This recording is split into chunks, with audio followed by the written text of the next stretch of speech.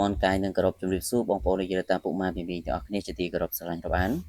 សូមស្វាគមន៍មកកាន់វីដេអូទម្រើឆ្នោតយួនបាទសម្រាប់ថ្ងៃទី20ខែ10ឆ្នាំ2025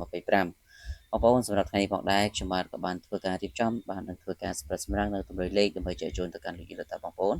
ដែលនិយមលេងទាំងអស់គ្នាសម្រាប់កំសាន្តចឹងបងប្អូនមុននឹងយើងចូលទៅកាន់ទម្រើបងប្អូនកុំភ្លេចធ្វើការជួយ like ជួយ share ទាំងអស់គ្នា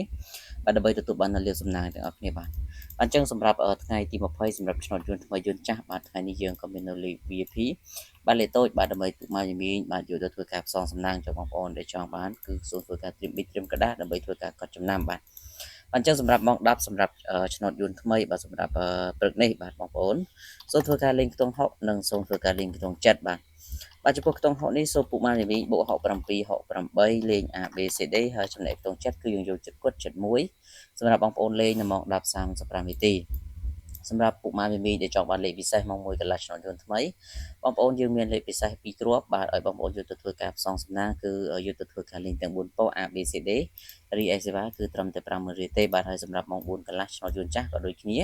គឺយើងមានលេខ VIP 2គ្រាប់លេង4ពណ៌សេវា50000អញ្ចឹងបងប្អូនដែលចង់បានលេខបងប្អូនអាចធ្វើការឆាតចូល page ដើម្បីយកលេខទៅធ្វើការផ្សងសំណាងទាំងអស់គ្នាបាទសម្រាប់ម៉ោង6:35វិញបាទពុកម៉ែមីមីសូមធ្វើការលេងខ្ទង់0និងលេងខ្ទង់10បាទចំពោះ0នេះសូមលេង05 06ហើយចំណែកខ្ទង់10វិញគឺពុកម៉ែមីមីបងប្អូនសូមលេង18 19បាទ